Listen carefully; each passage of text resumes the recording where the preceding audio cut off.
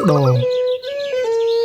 មានដំរីស្ដោមួយដើររកស៊ីក្នុងព្រៃដាច់ចេញពីហ្វូងតែម្នាក់ឯងថ្ងៃមួយបានដើរទៅជួបប្រទះនឹងមេចាបកំពុងតែក្រាបក្រុងកូននៅកណ្ដាលផ្លូវដែលខ្លួនដើរមេចាបនិយាយអង្វរដំរីថាសូមលោកអាណិតមេត្តាកុំដើរជន់កូនខ្ញុំអីដំរីមិនព្រមទទួលយកពាក្យអង្វរ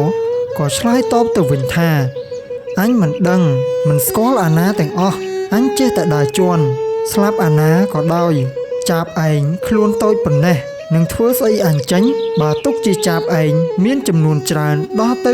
10000 ក៏អញជន់ឆ្លីនឹងជើងឆ្វេងអញតែម្ខាងឲ្យស្លាប់លហិតលហោចអស់ឥតសល់មួយដែរដំរីថាតែប៉ុណ្ណោះហើយក៏ដើរជន់កូនចាបខ្ទេចខ្ទីស្លាប់អស់ទៅមេចាបឃើញកូនចាបស្លាប់ដូច្នោះក៏កើតសេចក្តីទុក្ខក្រហាយសោកស្ដាយកូនណាស់ទើបហើរទៅទំលើមែកឈើហើយនិយាយប្រាប់ដំរីថា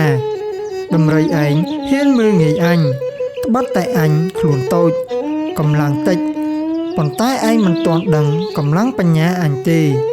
ចាំមើលអញនឹងធ្វើសងសឹកដល់ឯងវិញមេចាបនិយាយរួចក៏ហើរទៅរកពឹងសត្វក្អែកឲ្យទៅចឹកចោះភ្នែកដំរីឲ្យបែកជាដំបៅទាំងសងខាងក្អែកក៏ទទួលយកអាសាទើបមេចាបទៅពឹងសត្វរុយទៀតឲ្យរុយពងដាក់ភ្នែកដំរីឲ្យកាប់ចេញជាដង្កូវក្នុងភ្នែកតតែខ្វាក់ទាំងពីរកាលដំរីនោះឈឺភ្នែកបែកខ្វាក់ទាំងពីរងងឹតមើលផ្លូវមិនឃើញហើយ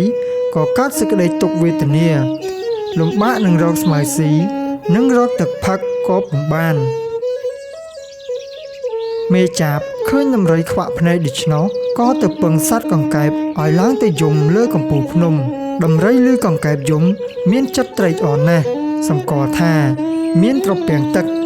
ទើបដើរឡើងទៅលើកំពូលភ្នំកាលដំរីទៅដល់កំពូលភ្នំហើយ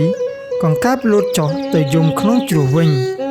ដំរីដើរតាមសំឡេងកង្កែបទៅទៀតលុះដល់មាត់ជ្រោះក៏រអិលជើងរមាធ្លាក់ក្នុងជ្រោះស្លាប់ទៅឯមេចាបបានដឹងដំរីស្លាប់ហើយក៏មានចិត្តត្រេកអរណាស់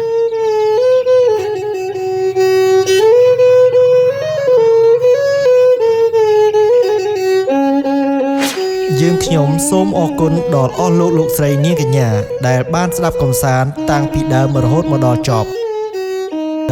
សូមលោកអ្នកចុច Subscribe ដើម្បីទទួលបាននូវរឿងព្រេងនិទានជាច្រើនបន្តបន្ទាប់ទៀតសូមអរគុណ